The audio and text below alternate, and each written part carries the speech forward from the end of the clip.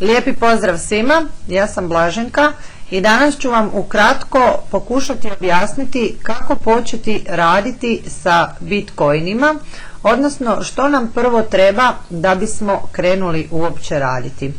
Prvo moramo otvoriti volete, odnosno novčanike.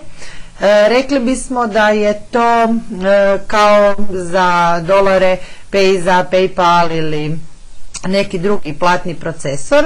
Tako za Bitcoine imamo Xapo, Coinbase i još neke druge, ali Xapo i Coinbase su nam najlakši za upotrebu, najjednostavniji su i najkorišteniji nekako po mojoj nekoj procjeni. Znači prvo otvorimo svoj Xapo novčanik, svoj Xapo wallet, idemo ovdje dolje na need an account, registriramo se. Nakon toga tražit će nas verifikaciju. Verifikacija je jednostavna, treba poslati samo broj lične karte, osobne karte, kako ju ko zove, i trebate verificirati svoj broj mobitela. To je što se tiče Xapa.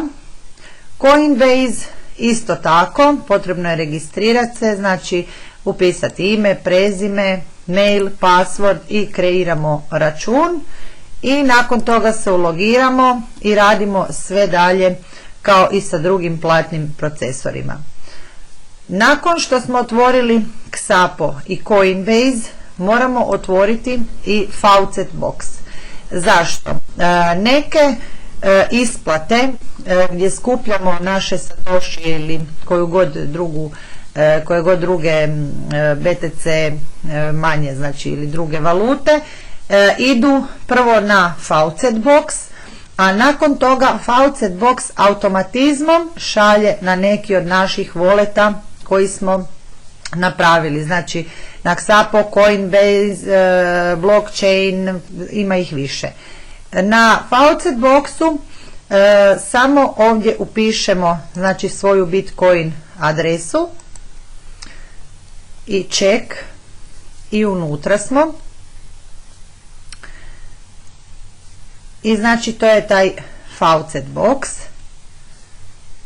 Vidite kako otprilike to unutra izgleda. Ovdje imate progress till payout, znači kad vam ova crta ovdje dođe na 100%, vi ćete automatski biti isplaćeni na svoj wallet, BTC wallet koji ste upisali. Kako se odrađuju BTC fauceti? Znači prvo, evo ga, znači ovo je da vam pokažem do kraja kako to izgleda ovdje. Znači imamo history, to je to. Kako se odrađuju, kako se skupljaju satoshi u Faucet Boxu? Idemo na Faucet list. Znači postoje razne stranice, razni sajtovi za skupljanje Bitcoina, odnosno satoshija. Satoshi je manji dio Bitcoina, recimo kao što je cent kod američkog dolara. Na ovom Faucetu možemo skupljati i Litecoine, Dogecoine, Peercoine, Prime, Darkcoine, Dash, znači ima više stvari koje se ovdje mogu odraditi. Sada ću vam pokazati jednu klasičnu, znači nije ništa teško. Htjela sam reći, znači postoji više vrsta sajtova na kojima možemo skupljati satoshije. To su vam da li rotatori, da li fauceti, da li nekakve PTC stranice, da li nekakve obične stranice na kojima možemo skupljati satoshije svakih sat vremena, 20 minuta, 5 minuta, ovisi kako je postavljeno. Ali sve je besplatno, nema ulaganja, tako da to može raditi zaista svatko. Evo recimo idemo na ovaj prvi, znači ušli smo ovdje Faucet list i ovdje nam je lista, popis svih sajtova na kojima možemo skupljati satoshije. Možemo taj Faucet Box odraditi i nekoliko puta dnevno, ovisi na koliko je namješteno sakupljanje na nekom od ovih sajtova. Znači kliknemo recimo na taj prvi, pustimo da se učita. Znači ovaj ovdje recimo daje 100 satošija svakih 15 minuta. Ovdje upišemo svoju Bitcoin adresu. Ako ju nemate trenutno pri ruci ili ne idete u svoj wallet, Bitcoin wallet, možete ju naći ovdje, znači adres checker. Adresa se mijenja. Bitcoin adresa je u biti kod i ona se mijenja i koju god da stavite nećete pogriješiti, uvijek ćete dobiti isplatu. Znači ovdje stavimo svoju Bitcoin adresu, riješimo kapču, ako vam je nečitljiva kliknete na ovu strelicu tu dole, upišemo kapču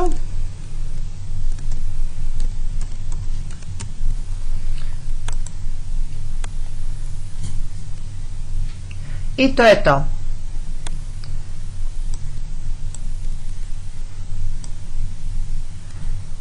To je to. Dobro, meni je sad reklo da mi nije dobra Bitcoin adresa, ali to je trenutno nebitno. Bitno je da stavite svoju ispravnu i znači zatvorimo ovaj prozor i kada vam se na faucet boksu ovdje napuni do 100%, onda ćete dobiti automatski isplatu na jedan od svojih Bitcoin novčanika. Nadam se da sam odgovorila na ona prva početnička pitanja, kako krenuti, što.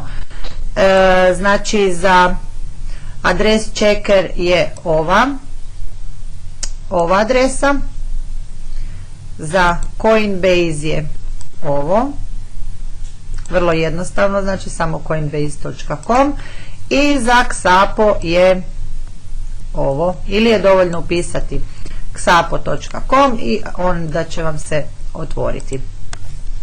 Hvala puno, čujemo se, pozdrav!